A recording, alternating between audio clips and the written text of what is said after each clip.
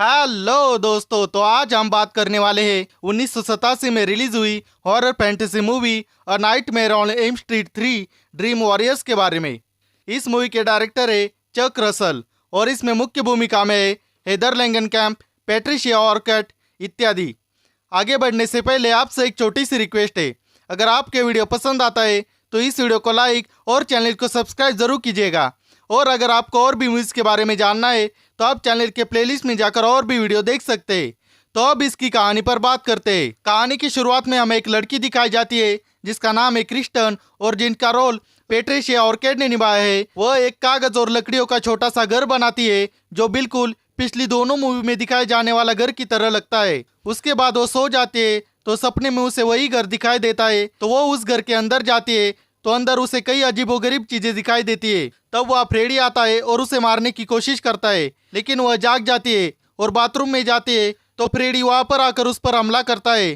पर उसकी माँ जब उसे देखती है तो उसके हाथ में ब्लेड होता है और उसकी कलाई कटी हुई होती है। फिर अगले सीन में हमें एक हॉस्पिटल दिखाया जाता है जहाँ डॉक्टर नील मरीजों का इलाज करते हैं।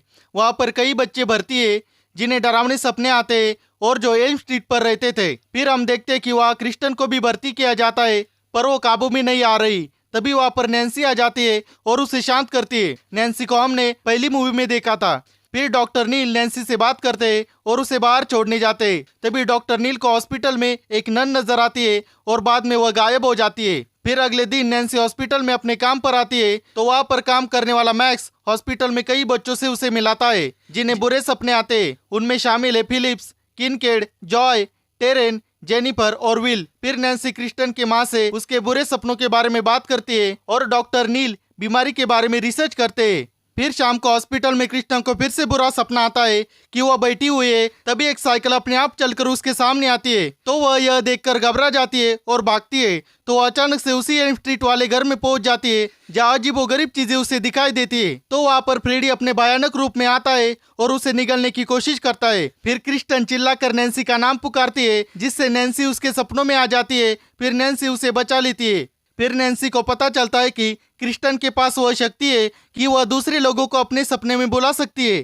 फिर अगले दिन सभी बच्चे और नैन्सी डॉक्टर नील अपने सहकारी डॉक्टर एलिजाबेथ के साथ एक ग्रुप सेशन करते हैं जिसमें सारे बच्चे अपने सपनों के बारे में बताते हैं। नैन्सी भी उनका साथ देती है पर डॉक्टर नील और डॉक्टर एलिजाबेथ उन्हें इन बातों पर यकीन नहीं है। फिर बाद में डॉक्टर नील और नैन्सी डिनर पर जाते हैं तो नैन्सी उन्हें बुरे सपनों के बारे में समझाती है पर डॉक्टर नील उस पर यकीन नहीं करते। फिर रात को सारे बच्चे सो जाते हैं तो वहाँ फ्रेडी आ जाता है और फिलिप को एक कठपुतली की तरह नचाकर उसे हॉस्पिटल के ऊपर ले जाता है। उसे कई बच्चे नीचे से देखते हैं लेकिन देखने पर ऐसा लगता है कि वह नींद में चल रहा है। फिर फ्रेडी उसे ऊपर से नीचे फेंक देता है जिससे वह मारा जाता है। फिर अगले दिन फिर से ग्रुप सेशन होता है, उसमें सभी बच्चे बहुत दुखी होते हैं तो सभी फिलिप्स की मौत के लिए बुरी सपनों को दोष देते हैं। तो अब डॉक्टर नील को भी उस पर यकीन होने लगा है लेकिन डॉक्टर एलिजाबेथ इस पर यकीन नहीं करती। फिर शाम को वहाँ पर काम करने वाला आदमी मैक्स सभी बच्चों को सोने को कहता है लेकिन जेनिफर टीवी देखने की जिद करती है क्योंकि वह सोना नहीं चाहती। फिर बाद में जब उसकी आंख लगती है तब फ्रेडी वहाँ पर आ जाता है और जेनी को टीवी में घुसाकर उसे मार देता है। फिर अगले दिन जेनिफर के फ्यूनरल में डॉक्टर नील को फिर से वही नन नजर आती है और डॉक्टर नील से कहती है कि उन्हें फ्रेडी की आत्मा को हमेशा के लिए सुलाना होगा। लेकिन वहाँ जब नैन्सी आ जाती है तब वह फिर से गायब हो जाती है। फिर शाम को नैन्सी फिर से डॉक्टर नील को समझाती है। फिर सुबह डॉक्टर एलिजाबेथ के बिना सारे ग्रुप सेशन के लिए इकट्ठा होते हैं तो वहाँ पर नैन्सी क्रिस्टन से सभी के सोने के बाद सपनों में एक साथ लाने को कहती है और वैसा ही होता है। तो वहाँ पर सपनों में सारे बच्चों को अलग अलग शक्तियाँ मिलती है, जैसे कि क्रिस्टन बहुत ही फुर्तीली हो जाती है, किनकिड बहुत ही ताकतवर हो जाता है, टायरन एक खूबसूरत और खतरनाक लड़की में बदल जाती है और विल जो असली दुनिया में अपने पैरों पर खड़ा नहीं हो सकता वो चलने लगता है और उसे जादू भी करना आता है। तभी सपनों में जॉय एक नर्स का पीछा करते हुए दूसरे कमरे में जाता है जो असल में फ्रेडी होता है। तो फ्रेडी उसे अपने दुनिया में ले जाता है। फिर सभी जाग जाते हैं और देखते हैं कि जॉय कोमा में चला गया है। इससे वहाँ के बड़े डॉक्टर कार्वर गुस्सा हो जाते और नैन्सी और डॉक्टर नील को नौकरी से हटवा देते। फिर डॉक्टर नील जब अपना सामान लेकर जा रहे होते तब उन्हें हॉस्पिटल के एक सेशन के ऊपर के कमरे में वह नन फिर से नजर आती है। तो वे वहाँ पर जाते तो नन वहाँ पर बताती है कि हॉस्पिटल का ये सेशन इसलिए बंद है क्योंकि पुराने समय में यहाँ पर कई पागल हत्यारों को रखा गया था। तो एक दिन वहाँ पर काम करने वाली महिला अनजाने में बंद हो जाती है तो उन पागलों ने वहाँ पर उस महिला का बलात्कार किया था और उस महिला का नाम था एमांडा क्रूगर। और जब वो मिली थी तो उसके हाथ में एक बच्चा था जिसका नाम था फ्रेडी क्रूगर। फिर वो बताते हैं कि फ्रेडी को रोकना है तो उसके शव का पवित्र चीजों से अंतिम संस्कार करना होगा। यह कहकर वो गायब हो जाती है। फिर हॉस्पिटल में डॉक्टर एलिजाबेथ क्रिस्टन को अलग कमरे में बंद कर देती है और नैन्सी और डॉक्टर नील नैन्सी के पिता के पास जाते हैं क्योंकि उन्होंने एम स्ट्रीट में रहने वाले माता पिताओं के साथ मिलकर फ्रेडी को जिंदा जला दिया था।